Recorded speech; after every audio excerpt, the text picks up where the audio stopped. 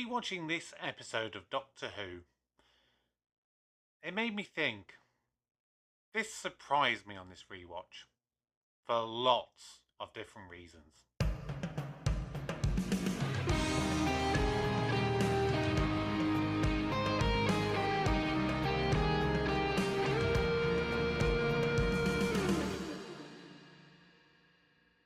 Hello everybody, welcome back to the channel. My name is Kevin, I am a geek, you are watching Kevin the Geek, and it is time for another Doctor Who Wednesday for my new Who Doctor Who review. This time it is the two-part story, Human Nature and the Family of Blood. Please like the video, subscribe to the channel and turn on your notifications, and please also do drop your comments down below. Now, I am going to be probably a little bit controversial here, but I never liked this episode. I found it to be poorly acted. I found it to be a little bit over the top, a little bit unbelievable. That was in the past though. I do think of it very differently now. Now I feel that the nature of the story, where you take the Doctor and you turn him into a human, it's a really interesting concept. And if you did miss it, I did mention that the cold open of this story was really good. That was in my top 10 rankings of the best cold opens of Doctor Who. If you haven't yet seen that, please do go back and check that out. It does throw up a lot of interesting ideas, and for me, rewatching this today, it reminded me how good of an actor David Tennant really is. The fact that he is playing effectively a completely different person to what he's been doing for the last season and a half.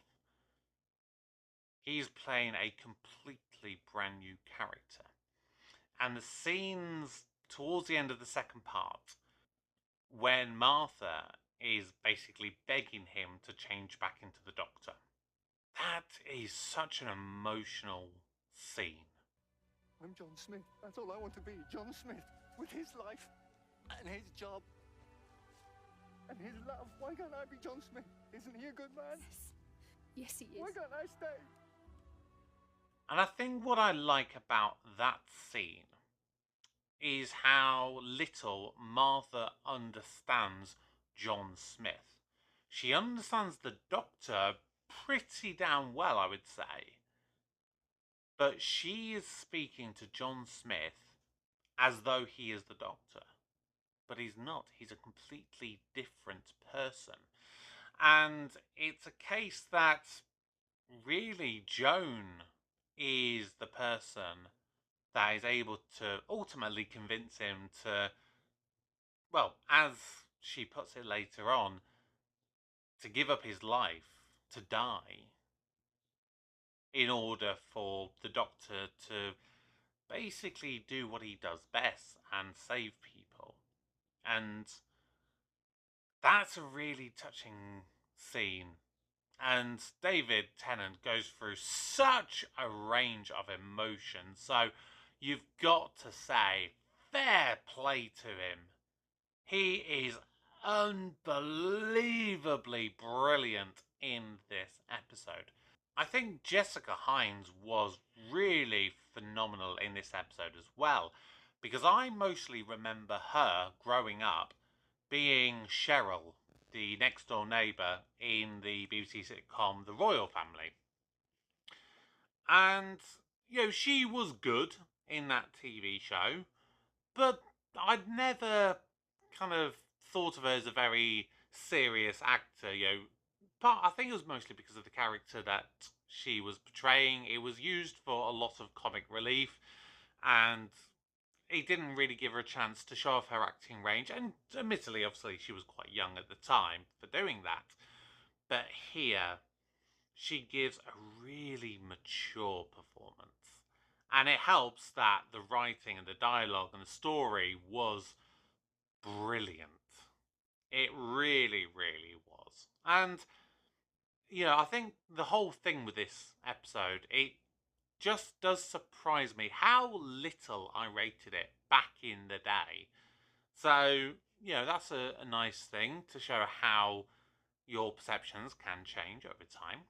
Now, the supporting cast, they were okay. You've got little Timothy, who really until today, it finally twigged where I knew him from, and it's taken me all these years to work it out. But he was the little boy in the Christmas movie Love Actually. A couple of years older than he was in that, but that's where I know him from. And there's a number of other people that I just couldn't quite work out where I knew them from. But overall, I think the supporting cast were okay. They weren't amazing, but they did a solid performance here. Now, the villains. The Family of Blood. They're a hard one to do.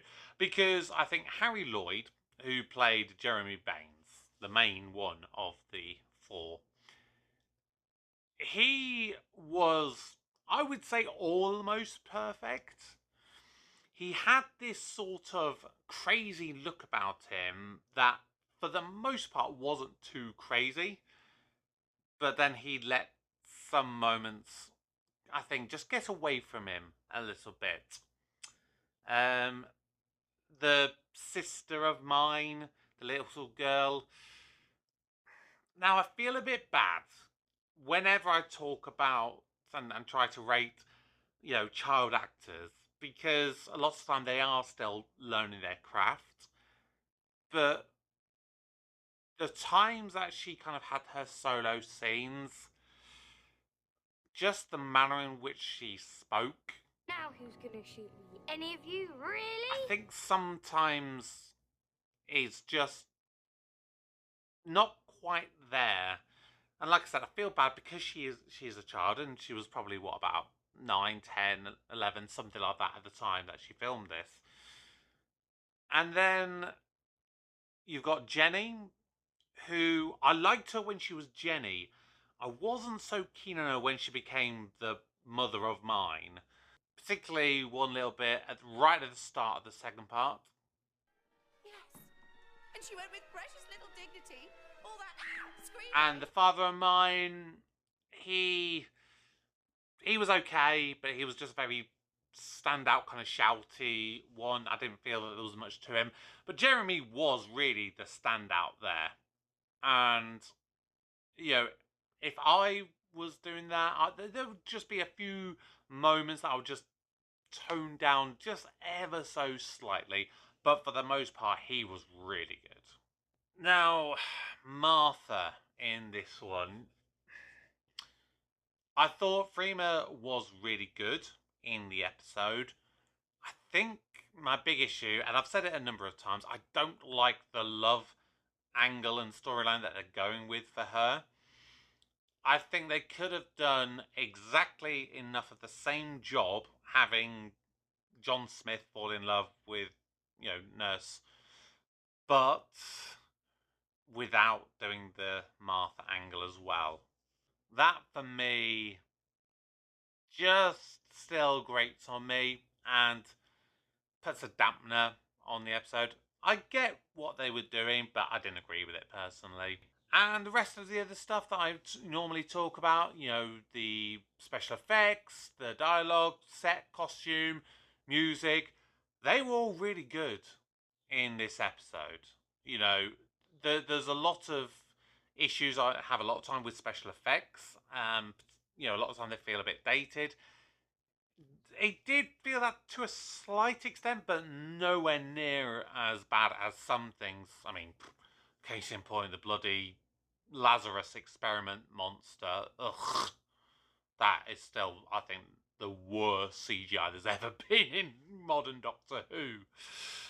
But yeah, I think for the most part, it was reasonably strong across the board. And the one bit of music that I will say that I really liked was when you had the scarecrows going to attack the school. when they're actually attacking the school and when they're preparing to attack the school. When they're preparing to attack the school, they give this sort of military kind of march kind of music, but it's with a bit of a twist. It feels a little bit lighter, and there's just something about it that feels quite creepy, and I really liked that.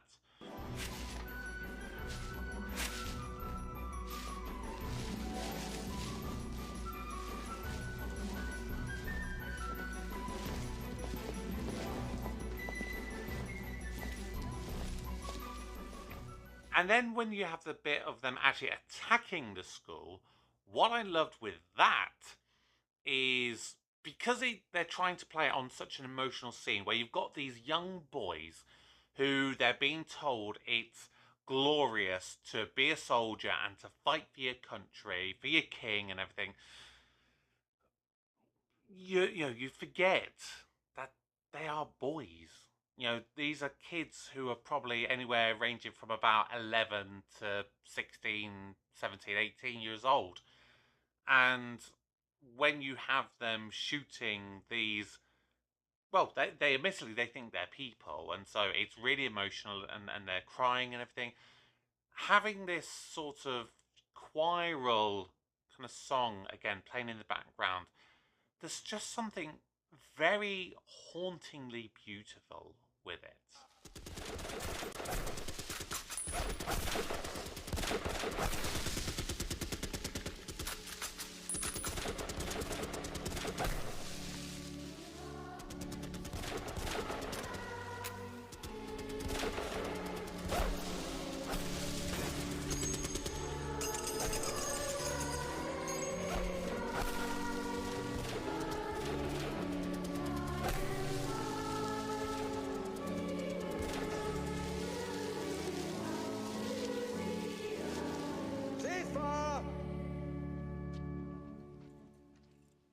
So, yeah, like I said, a lot of really good stuff in this episode.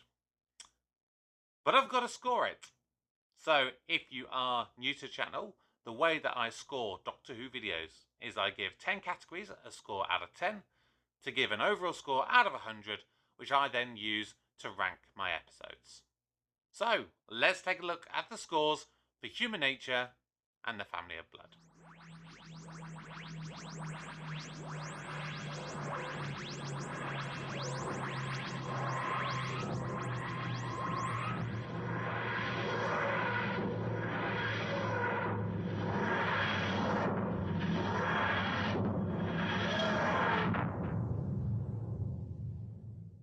And there you have it. So, the Family of Blood two-parter story.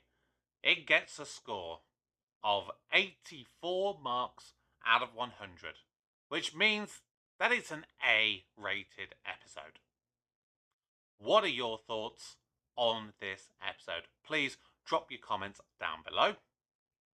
Please check out all of my other Doctor Who Torchwood related content. I did a review yesterday of the Torchwood episode Out of Time. I released a ranking video at the weekend where I ranked the 10 most emotional speeches from Doctor Who. And I'll have another one coming up as soon as I either reach 250 subscribers or at the start of June, whichever comes first. And that will be the 10 most badass Doctor Who speeches. So if you are new, please subscribe to the channel. But until next time, my name's Kevin. I'm a geek, and you've been watching Kevin the Geek. Goodbye.